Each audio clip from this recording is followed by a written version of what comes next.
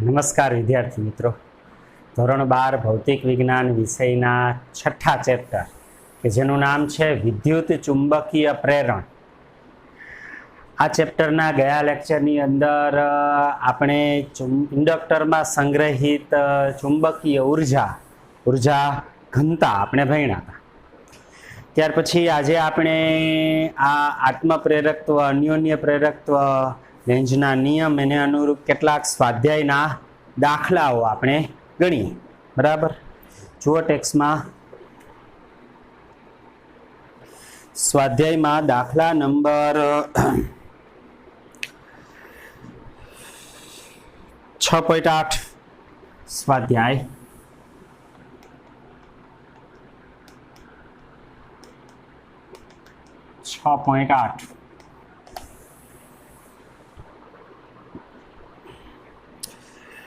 એક પરિપથમાં 0.1 સેકન્ડમાં વિદ્યુત પ્રવાહ 5 એમ્પિયરથી 0 એમ્પિયર ઘટાડો થાય છે. એક પરિપથ છે, એમાં પ્રવાહનો ફેરફાર ડેલ્ટા આઈ થાય છે. કેટલા સમયમાં? ડેલ્ટા ટી બરાબર 0.1 સેકન્ડમાં. પહેલા પ્રવાહ I1 5 એમ્પિયર છે અને પછી પ્રવાહ I2 0 એમ્પિયર થઈ જાય છે.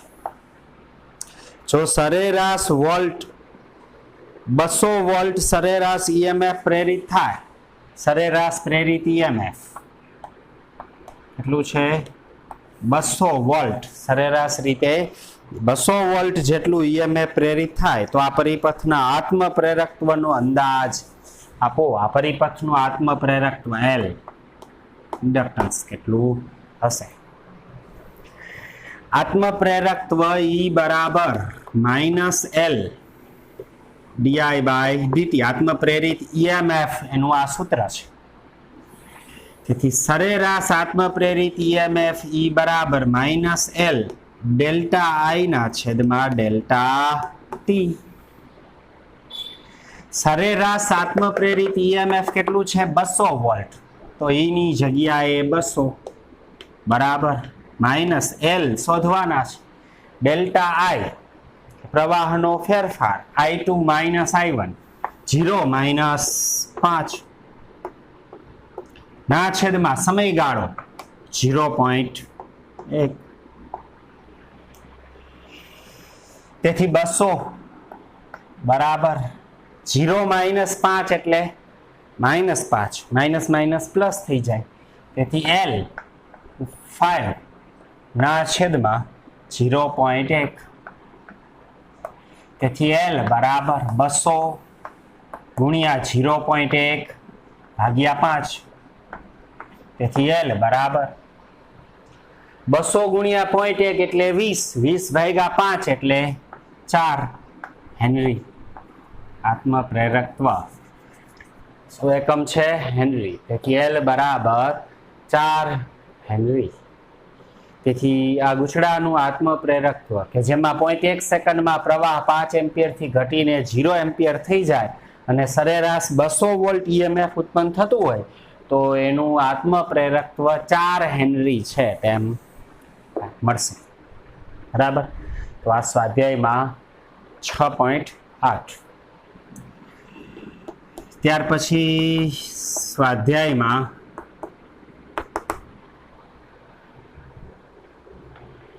અન્યોન્ય પ્રેરકત્વ માટે એક દાખલો છે. સ્વાધ્યાયમાં દાખલા નંબર 6.9.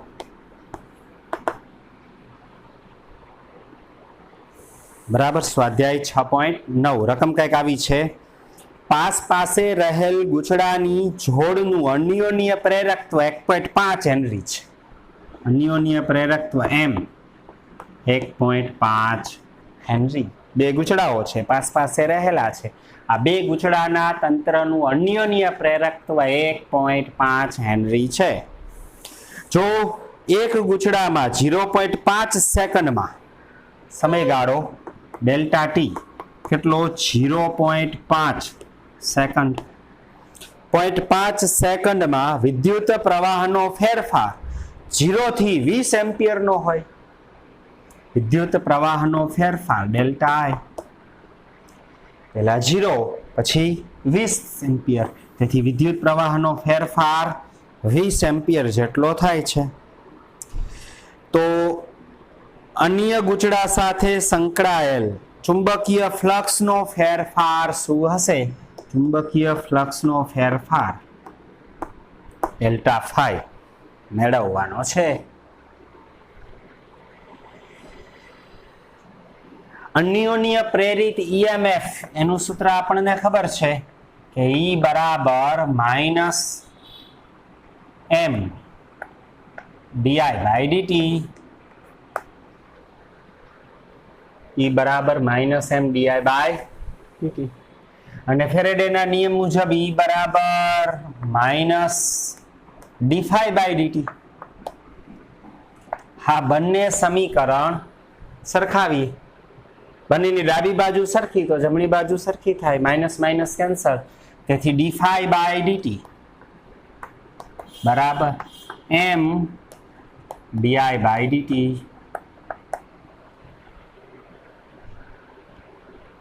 ફેરફાર ડેલ્ટા વડે દર્શાવું. ડેલ્ટા ફાઈ ના છેદમાં ડેલ્ટા ટી બરાબર એમ ડેલ્ટા આઈ ના છેદમાં ડેલ્ટા ટી. બંને બાજુ આ સમયગાળો ડેલ્ટા ટી કેન્સલ થઈ જાય તો ફ્લક્સનો ફેરફાર ડેલ્ટા ફાઈ બરાબર એમ ડેલ્ટા આઈ. એમ અને ડેલ્ટા આઈ ખબર છે તો ડેલ્ટા ફાઈ મળી જાય. ફ્લક્સનો ફેરફાર ડેલ્ટા ફાઈ બરાબર એમ અન્યોન્ય પ્રેરકત્વ 1.5 હેનરી એને ગુણ્યા ડેલ્ટા આઈ 20, તેથી ડેલ્ટા ફાઈ બરાબર 15 દુ આ 2 આને આ 0 આને આપી દો એટલે 15 થઈ જાય. 15 ગુણ્યા 2 એટલે કેટલા? 30. ફ્લક્સનો ફેરફાર 30 વેબર. તેથી ફ્લક્સનો ફેરફાર એ 30 વેબર જેટલો હશે. બરાબર.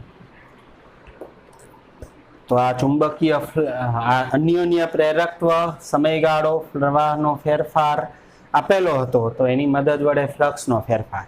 અહીં સમયગાળાનું કોઈ મહત્વ નથી.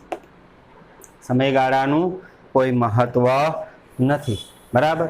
કારણ કે ફ્લક્સનો ફેરફાર શોધવો છે. ફ્લક્સના ફેરફારનો સમય દર શોધવો હોત તો સમયગાળાની જરૂર પડે, પણ ફ્લક્સનો ફેરફાર શોધવા સમયગાળાની કોઈ આવશ્યકતા નથી. આ ડેલ્ટા ફાઈ બરાબર એમસીક્યુ માટે આપણે આ વાત યાદ રાખવી. ડેલ્ટા ફાઈ બરાબર એમ ડેલ્ટા આઈ. બે ગુચડાના તંત્રમાંથી એકમાં પ્રવાહ વહેતો હોય તો બીજાનું ફ્લક્સ હોય, તો એકનો પ્રવાહ બીજાના ફ્લક્સના સમપ્રમાણમાં હોય. ફ્લક્સનો ફેરફાર ફ્લક્સનો ફેરફાર થાય તો પ્રવાહમાં ફેરફાર થાય. એમ તો અચળ છે, તેથી ડેલ્ટા ફાઈ બરાબર એમ ડેલ્ટા ફાઈ. સીધું આ સૂત્ર વાપરી એમસીક્યુ માટે આ બંને આપેલા હોય તો ફ્લક્સનો ફેરફાર શોધી શકાય, અથવા ફ્લક્સનો ફેરફાર આપેલો હોય, પ્રવાહનો ફેરફાર આપ્યો હોય તો એમ શોધી શકાય, અથવા આ બે આપ્યા હોય તો ડેલ્ટા આઈ શોધી શકાય. તેથી ફ્લક્સનો ફેરફાર, એકનો ફેરફાર ફ્લક્સનો, બીજાનો પ્રવાહ ફેરફાર, એ ગુણોત્તર પણ અન્યોન્ય પ્રેરકત્વ આપે છે. બરાબર. તો આ સ્વાધ્યાયમાં દાખલા નંબર 6.9 આ આત્મ અને અન્યોન્ય પ્રેરકત્વ એને અનુરૂપ આ દાખલાઓ. ત્યાર પછી સ્વાધ્યાયમાં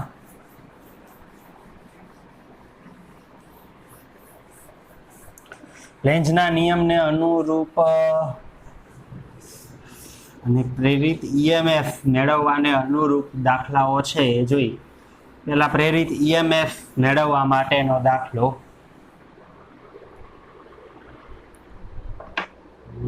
બાકી રહેલા દાખલાઓમાં સ્વાધ્યાયમાં દાખલા નંબર જોઈએ 6.4.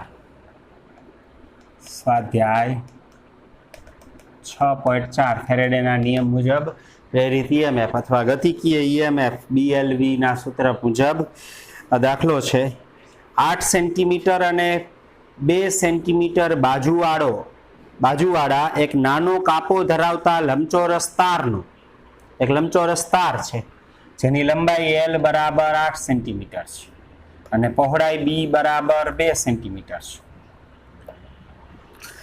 લંબચોરસ તાર અથવા ગૂંચળાને 0.3 ટેસ્લાની તીવ્રતાના અને ગાડાને લંબ દિશામાંના સમાન ચુંબકીય ક્ષેત્રના વિસ્તારમાંથી બહાર તરફ ગતિ કરી રહ્યો છે। ચુંબકીય ક્ષેત્ર આના સમતલને લંબ રૂપે છે 0.3 ટેસ્લા। આ લંબચોરસ ગાડો છે એ ચુંબકીય ક્ષેત્રની બહાર નીકળે છે। જો ગાડાનો વેગ 1 સેન્ટીમીટર પર સેકન્ડ હોય, ગાડાનો વેગ v બરાબર 1 સેન્ટીમીટર પર સેકન્ડ એટલે કે 10⁻² મીટર પર સેકન્ડ ગાડાનો વેગ છે, તો પેલો લાંબી બાજુને અને બીજું ગાડાની ટૂંકી બાજુને લંબ દિશા તરફનો હોય। આ વેગ છે એ લાંબી બાજુને લંબ પેલા ને પછી ટૂંકી બાજુને લંબ હોય, તો આ કાપના છેડા વચ્ચે પ્રેરિત EMF શોધો। પ્રત્યેક કિસ્સામાં પ્રેરિત વોલ્ટેજ કેટલા સમય માટે રહેશે તે શોધવાનો છે। પ્રેરિત EMF અને કેટલા સમય સુધી ઉત્પન્ન થશે તે, તો પેલા લાંબી બાજુને લંબ રૂપે, લાંબી બાજુને લંબ રૂપે વેગ હોય ત્યારે સમજો કે આ રીતે આમ ચુંબકીય ક્ષેત્ર છે, ગોળના સમતલને લંબ અંદર જતી દિશા।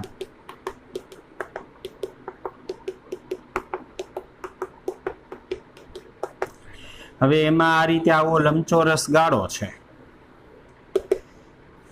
લાંબી બાજુને લંબ રૂપે આ રીતે આમ v વેગથી ગતિ કરી ચુંબકીય ક્ષેત્રની બહાર જાય છે। તો આ સ્થિતિમાં આમાં જ્યાં કાપો હશે ત્યાં કાપાના બે છેડા વચ્ચે EMF ઉત્પન્ન થશે।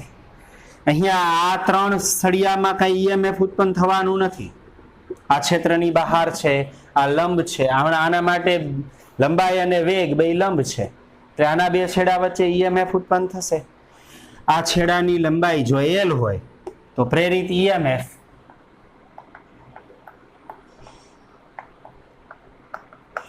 BLV, કારણ કે અહીં ચુંબકીય ક્ષેત્ર લંબ છે, એને લંબ લંબાઈ અને એ બંનેને લંબ વેગ BL અને V ત્રણેય પરસ્પર લંબ છે, તો ગતિકીય EMF BLV જેટલું EMF છે એ ગતિકીય રીતે પ્રેરિત થશે। તેથી પ્રેરિત EMF BLV, B ચુંબકીય ક્ષેત્ર 0.3 ટેસ્લા। કારણ કે જ્યારે આ લંબચોરસ ગૂંચળું આમ ક્ષેત્રની બહાર નીકળશે ત્યારે એની સાથે સંકળાયેલું ફ્લક્સ ઘટતું જશે, ફ્લક્સમાં ઘટાડો થશે તો EMF ઉત્પન્ન થશે। આ EMF ગતિકીય EMF BLV મુજબ ચુંબકીય ક્ષેત્ર 0.3 L લંબાઈ, તો આ લંબાઈ L કેટલી થશે 8 સેન્ટીમીટર એટલે 8 × 10⁻², 8 × 10⁻²। V વેગ 10⁻², તેથી પ્રેરિત EMF 8 તરી 24 એટલે કે 2.4 × 10⁻⁴ વોલ્ટ આટલું EMF પ્રેરિત થશે, અથવા 0.24 મિલીવોલ્ટ, 0.24 મિલીવોલ્ટ જેટલું EMF પ્રેરિત થશે। આ પ્રેરિત EMF આ કાપાના બે છેડા વચ્ચે આ લંબચોરસ ગૂંચળામાં ઉત્પન્ન થશે। પણ કેટલી વાર ઉત્પન્ન થાય, તો કે ગૂંચળું છે આ ક્ષેત્રની બહાર નીકળી જાય ત્યાં સુધી, બહાર નીકળી જાય પછી આખું આ લંબચોરસ ગૂંચળું ક્ષેત્રની બહાર નીકળી જાય પછી કઈ ફ્લક્સમાં ફેરફાર ન થાય, પછી 0 ને 0। એટલે આખું જ્યારે લંબચોરસ ગૂંચળું ચુંબકીય ક્ષેત્રમાં આમ ગતિ કરતું હશે ત્યારે ફ્લક્સ નહીં બદલાય, આમ કરતા કરતા અહીંયાથી આમ પસાર થાય, આમ છેડેથી બહાર નીકળવાની આમ શરૂઆત થાય ત્યારે ફ્લક્સ ઘટતું જાય, અને ફ્લક્સ ઘટે ફેરફાર થાય ત્યારે EMF ઉત્પન્ન થાય। તો ફ્લક્સમાં ફેરફાર થવા માટે એને v વેગથી આટલું અંતર કાપવું પડે। આ EMF પ્રેરિત થવાનો સમય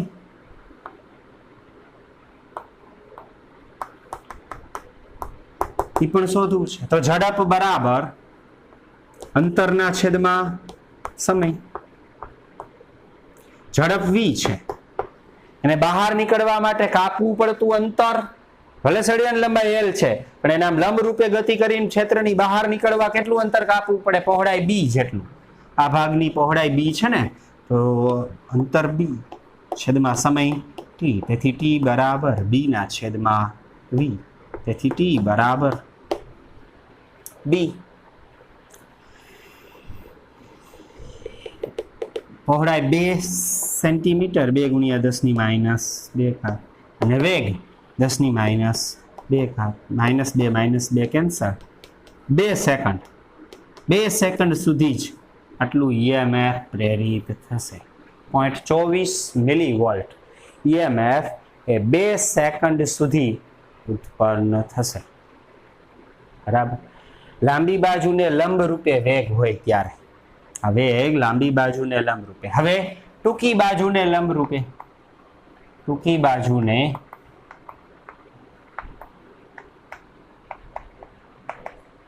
લંબ રૂપે વેગ હોય ત્યારે, ટૂંકી બાજુને લંબ રૂપે વેગ મળે ત્યારે ચુંબકીય ક્ષેત્ર આ રીતે બોર્ડના સમતલને લંબ છે. બરાબર. હવે એમાં આ લંબચોરસ ગૂંચળું છે, એની આ લાંબી બાજુ, એની લંબાઈ L, આ ટૂંકી બાજુ પહોળાઈ b છે. બરાબર. આ રીતે આમ વેગ v હોય, ક્ષેત્રની બહાર આ રીતે નીકળે. જ્યાં સુધી આખું આ લંબચોરસ ગૂંચળું ચુંબકીય ક્ષેત્રમાં ગતિ કરતું હશે ત્યાં સુધી એની સાથે સંકળાયેલું ચુંબકીય ફ્લક્સ અચળ હશે. ફ્લક્સમાં ફેરફાર નહીં થાય, EMF ઉત્પન્ન નહીં થાય. પણ આમ કરતા કરતા જ્યારે છેડે પહોંચશે, આ ભાગ ક્ષેત્રની બહાર નીકળશે, પછી જેમ જેમ ગતિ કરશે એમ આની સાથે સંકળાયેલું ચુંબકીય ફ્લક્સ એની સાથે ઘટતું જશે. અને એ ચુંબકીય ફ્લક્સ ઘટતું જાય તો ચુંબકીય ફ્લક્સના એ ઘટાડાના કારણે ફ્લક્સ જેમ જેમ ઘટતું જશે તેમ તેમ આની સાથે સંકળાયેલું ફ્લક્સ ઘટશે તો EMF ઉત્પન્ન થશે. આ કોઈ એક કાપો રહેલો હોય તો કાપામાં 2 છેડા વચ્ચે પ્રેરિત EMF BLV સૂત્ર મુજબ હોય. આ બે બાજુ તો લંબાઈને લંબ રૂપે છે, વેગને સમાંતર છે. બરાબર. આ બે બાજુ વેગને સમાંતર છે.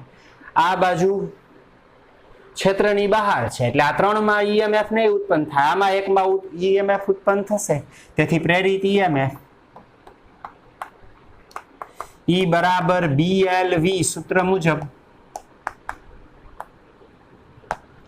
E બરાબર B, લંબાઈ તો કે B જેટલી, કારણ કે આ બે છેડા વચ્ચે EMF ઉત્પન્ન થશે, અને વેગ v. B ચુંબકીય ક્ષેત્ર, નિયમિત ચુંબકીય ક્ષેત્ર છે કેટલું છે? 0.3 ટેસ્લા. સ્મોલ b કેટલું મૂલ્ય છે? 2 સેન્ટીમીટર, 2 ગુણ્યા 10 ની માઇનસ 2 ઘાત, ટુ v વેગ 10 ની માઇનસ 2 ઘાત. તેથી પ્રેરિત EMF 0.3 ગુણ્યા 2 એટલે 0.6 ગુણ્યા 10 ની માઇનસ 4 ઘાત વોલ્ટ. આટલું EMF પ્રેરિત થશે. અથવા EMF E બરાબર 60 ગુણ્યા 10 ની માઇનસ 6 ઘાત અથવા 60 માઇક્રો વોલ્ટ EMF ઉત્પન્ન થશે. બરાબર. આ બાજુ 2 છેડા વચ્ચે, બાકી આ કે આમાં પ્રેરિત થશે નહીં. આમ જ્યારે વેગ ટૂંકી બાજુને લંબ રૂપે હોય ત્યારે પ્રેરિત EMF આટલું. આ EMF કેટલા સમય સુધી રહેશે? તો ઝડપ બરાબર અંતરના છેદમાં સમય, તો ઝડપ v બરાબર જ્યાં સુધી ફ્લક્સમાં ફેરફાર થશે ત્યાં સુધી જ EMF ઉત્પન્ન થશે. ફ્લક્સમાં ફેરફાર ક્યાં સુધી થશે? તો કે જ્યાં સુધી આ ગાળો આમ ક્ષેત્રની બહાર નીકળતો હશે ત્યાં સુધી. આ છેડો અહીંયા પહોંચી જાય એના માટે એને કાપવાનું અંતર છે L, તો v બરાબર અંતરના છેદમાં સમય t. બહાર નીકળવા માટે એને v વેગથી L અંતર કાપવું પડે. અહીંયા બહાર નીકળવા માટે v વેગથી અને b અંતર કાપવું પડતું હતું. તેથી v બરાબર b ના છેદમાં t. અહીંયા v વેગથી બહાર નીકળવા એને L અંતર કાપવું પડે, તો v બરાબર L ના છેદમાં t. સમજાય? તેથી t બરાબર L ના છેદમાં v. L લંબાઈ કેટલી છે 8 સેન્ટીમીટર, 8 ગુણ્યા 10⁻2 ઘાત, અને વેગ v 1 સેન્ટીમીટર પર સેકન્ડ એટલે 10⁻2 ઘાત, કેન્સલ તો t બરાબર 8 સેકન્ડ. 8 સેકન્ડ જેટલો સમય આ ચુંબકીય ક્ષેત્રની બહાર નીકળવા માટે લાગશે, અને એટલા સમય સુધી ફ્લક્સ ઘટશે અને એટલા સમય સુધી પ્રેરિત EMF પ્રેરિત થશે. આમ લાંબી બાજુને લંબ રૂપે વેગ હોય ત્યારે 0.24 મિલીવોલ્ટ જેટલું EMF 2 સેકન્ડ સુધી પ્રેરિત થશે, અને જ્યારે વેગ ટૂંકી બાજુને લંબ રૂપે હોય ત્યારે 60 માઇક્રોવોલ્ટ જેટલું EMF 8 સેકન્ડ સુધી પ્રેરિત થશે. તો આ સ્વાધ્યાયમાં દાખલા નંબર 6.4 પ્રેરિત EMF, ગતિકીય EMF અને એ કેટલા સમય સુધી પ્રેરિત થશે એના માટેનો આ સ્વાધ્યાયનો દાખલો છે. બરાબર. ત્યાર પછી સ્વાધ્યાયમાં લેન્ઝના નિયમને અનુરૂપ સ્વાધ્યાયના આકૃતિવાળા કેટલાક દાખલાઓ આપેલા છે. એમાંથી આકૃતિમાં દર્શાવ્યા મુજબના દાખલાઓ સ્વાધ્યાયમાં પહેલો જ દાખલો છે 6.1. સ્વાધ્યાયના આ 6.1માં કેટલીક આકૃતિ આપેલી છે અને પ્રેરિત પ્રવાહ કઈ દિશામાં વહે ઉત્પન્ન થશે લેન્ઝના નિયમ મુજબ તે આપણે કહેવાનો છે. લેન્ઝનો નિયમ આપણને ખબર છે કે પ્રેરિત પ્રવાહ હંમેશા જેના કારણે ઉત્પન્ન થાય છે તેનો જ વિરોધ કરે છે.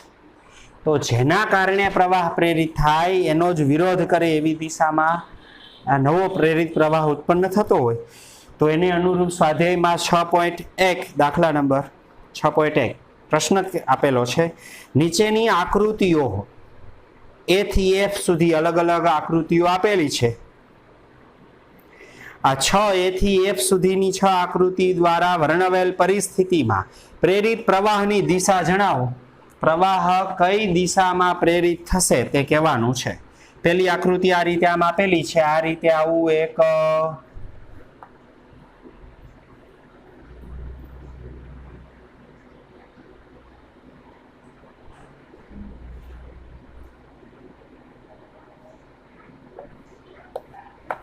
ગૂંચળું છે.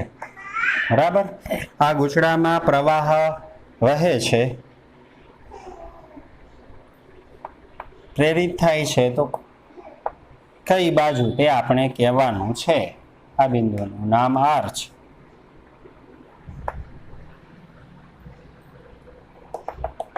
આ ગૂંચળાની અક્ષ છે. આ બાજુથી આમ જોતા ગૂંચળામાં આ રીતે આમ આટાઓ છે. આટાઓ ફરતા ફરતા છેલ્લો આટો છે આમ પૂરો કરી અને Q બિંદુ સાથે પછી R અને અહીંયા P પેલા આટા સાથે જોડાયેલ છે. હવે આમાં આવો એક ચુંબક છે કે જેનો S ધ્રુવ ગૂંચળા તરફ રાખી અને ચુંબકને ગૂંચળા તરફ ગતિ કરાવવામાં આવે છે. તો પ્રેરિત પ્રવાહ કઈ દિશામાં હશે? આ આકૃતિમાં પ્રેરિત પ્રવાહની દિશા આ ગૂંચળામાં કઈ તરફ હશે તે કહેવાનું છે. બરાબર. તો આ S ધ્રુવ ચુંબકનો S ધ્રુવ ગૂંચળા તરફ રાખી ચુંબકને ગૂંચળા તરફ ગતિ કરાવીએ તો આ ગતિનો વિરોધ થાય એવી રીતે પ્રવાહ પ્રેરિત થાય, અને તેથી આ વિરોધ થવા માટે આ S સાથે S અપાકર્ષાય તો આ છેડો S બનશે આમ. બરાબર. તો આમાં પ્રવાહ આમ પ્રેરિત થશે. પ્રવાહ આમ પ્રેરિત થાય તો પ્રેરિત પ્રવાહ આ રીતે અહીંયાથી આમ વહેશે આ માર્ગે. તેથી પ્રેરિત પ્રવાહની દિશા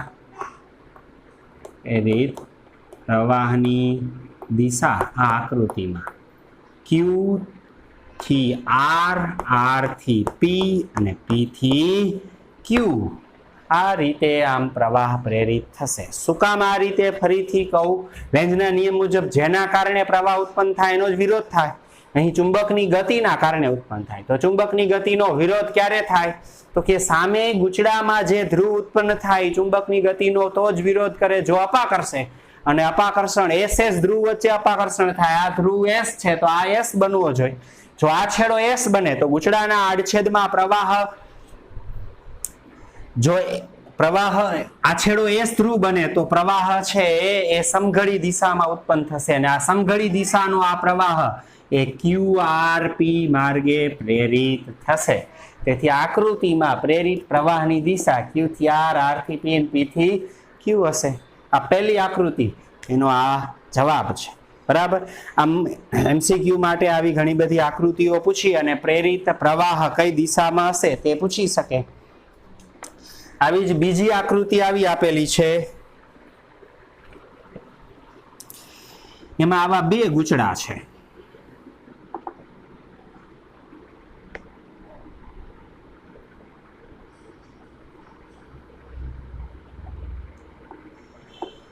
આ રીતે આમાં આવા આટાઓ ધરાવતું ગૂંચળું છે. બરાબર. ગૂંચળાનો આ છેડો પી છે, આ ક્યુ છે અને અહીંયા આર છે. આ છેડો, આ બિંદુ આર છે. બરાબર.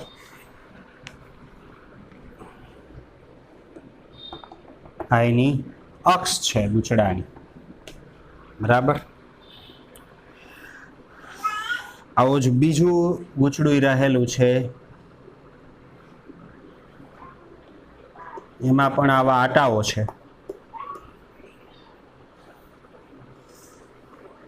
એમાં છેલ્લા આટા સાથે આ રીતે આમ આ છેડો વાય છે, આ એક્સ છેડો છે અને અહીંયા આ ઝેડ છેડો છે. બરાબર. વચ્ચે એક ચુંબક રાખેલો છે. આ છેડો એસ ધ્રુવ છે, આ એન ધ્રુવ છે. આ ચુંબક આ તરફ ગતિ કરે છે. તો આ બંને ગૂંચળામાં પ્રેરિત પ્રવાહ કઈ તરફ વહેશે? આ બંનેમાં પ્રેરિત પ્રવાહ કહેવાનો છે. ચુંબકની આ ગતિના કારણે લેન્ઝના નિયમ મુજબ જેના લીધે ઈએમએફ કે પ્રવાહ ઉત્પન્ન થાય એનો જ વિરોધ થાય એવી દિશામાં જ પ્રવાહ પ્રેરિત થશે. તો આ ચુંબક આ તરફ ગતિ કરે છે તો એ ગતિનો વિરોધ કરશે આ પ્રેરિત પ્રવાહ. વિરોધ થવા માટે એસ ને અપાકર્ષવું પડશે.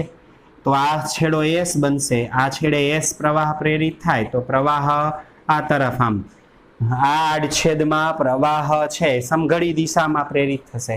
તેથી પ્રવાહ સમઘડી દિશામાં તો આ તરફ, એટલે કે આ રીતે આમ પ્રવાહ આ બાજુથી આવતો હશે. આમ પ્રવાહ પ્રેરિત થતા થતા આ તરફ આમ છેડે પી આર ક્યુ આ માર્ગે વહેશે. તેથી પ્રેરિત પ્રવાહની દિશા કઈ તરફ હશે? આ એસ ના કારણે આ એસ આપા કરશે. એસ એટલે કે સમઘડી દિશામાં, આ આડછેદમાં આમ સમઘડી દિશામાં પ્રવાહ વહે તો એ પ્રવાહ આમને આમ આગળ ને આગળ ચાલ્યો જાય એટલે પ્રવાહ અહીંથી આમ આવતો હશે, આમ જશે ક્યુ થી પી, પી થી આર, આર થી ક્યુ. તેથી પ્રવાહની દિશા પી થી આર, આર થી ક્યુ અને ક્યુ થી પી આ દિશામાં પી આર ક્યુ પી દિશામાં આ છેદમાં પ્રવાહ વહેશે, ઉત્પન્ન થશે. આમાં આ ગૂંચળામાં પ્રવાહ તો અહીંયા આ ચુંબકની ગતિનો વિરોધ કરવા માટે એને આકર્ષવું પડે તો આ ભાગ એસ બને અને આ એન બને. જો આ એન બને તો પ્રવાહ આમ વહેશે. બરાબર ને? આ ચુંબકની ગતિના કારણે આની સાથે સંકળાયેલું ફ્લક્સ ફેરફાર થાય, ઈએમએફ ઉત્પન્ન થાય, પ્રવાહ પ્રેરિત થાય. જેના કારણે ઉત્પન્ન થાય છે એનો જ વિરોધ કરવો છે. તો આ ચુંબક આમ જાય છે ને એનો વિરોધ કરવા માટે ચુંબકને આકર્ષવું પડે. તો ચુંબકને આકર્ષવા એન બાજુ એસ અને આ તો આ એસ ધ્રુવ બને તો આ બાજુ એન બને અને આ બાજુ એન બને તો પ્રવાહ વિષમઘડી દિશામાં વહે અને પ્રવાહ વિષમઘડી દિશામાં વહે તો આમ વહે. તેથી વાય, આ ઝેડ, એક્સ આ રીતે પ્રવાહ વહેશે. આમાં પ્રેરિત પ્રવાહની દિશા આ ગૂંચળામાં જોઈએ તો વાય, વાય થી ઝેડ, ઝેડ થી એક્સ, એક્સ થી વાય આ રીતે આમ પ્રવાહ બીજી આકૃતિમાં પ્રેરિત થશે. બરાબર. આ જ રીતે બાકીના આકૃતિ સી, ડી, ઈ, એફ એની અંદર પ્રેરિત પ્રવાહની દિશા એ કેવી રીતે પ્રેરિત થાય તે તમારી જાતે તમે જોઈ લેજો. લેન્ઝના નિયમને અનુરૂપ જે કાંઈ પણ જેના કારણે પ્રવાહમાં ફેરફાર થતો હોય એ ફ્લક્સમાં ફેરફાર થતો હોય એનો વિરોધ થાય એવી રીતે પ્રવાહ પ્રેરિત થાય. સી ડી ઈ એફમાં છે એ પ્રવાહ પ્રેરિત નહીં થાય, બાકી બધામાં પ્રવાહ પ્રેરિત થશે. એ કેવી રીતે લેન્ઝના નિયમ મુજબ તમારે જાતે કરવાનું છે. બરાબર કરજો, ન સમજાય તો કહેજો. રેડી? સારું, ચાલો તો વિદ્યાર્થી મિત્રો આજે આ સ્વાધ્યાય 6.1 આ દાખલો છે અહીંયા પૂર્ણ કરીએ. કોઈ પણ આકૃતિ આપે અને એમ કહે કે આ આકૃતિમાં કોઈ ગૂંચળું કે ગાળો આપે, એમાં પ્રવાહનો ફેરફાર, પ્રવાહ કઈ તરફ કઈ દિશામાં પ્રેરિત થશે, તો એના માટે લેન્ઝના નિયમ મુજબ ફ્લક્સમાં વધારો થતો હોય વધારવાનો વિરોધ થાય, ઘટાડો થતો હોય ઘટાડવાનો વિરોધ થાય, એવી રીતે એ પ્રવાહ પ્રેરિત થશે. બરાબર? તો આ સ્વાધ્યાયના દાખલા નંબર 6.1 એ અને બી, સી ડી ઈ અને એફ એ જોઈ લેજો. બરાબર? તમારી જાતે એ આકૃતિઓ આપેલી છે ને એમાં કઈ રીતે કઈ દિશામાં પ્રવાહ પ્રેરિત થાય તમારી જાતે નક્કી કરવાનું છે. સારું, ચાલો આજે અહીંયા સુધી રાખીએ. બરાબર? આવતા લેક્ચરમાં આપણે આગળ વધશું. નમસ્કાર.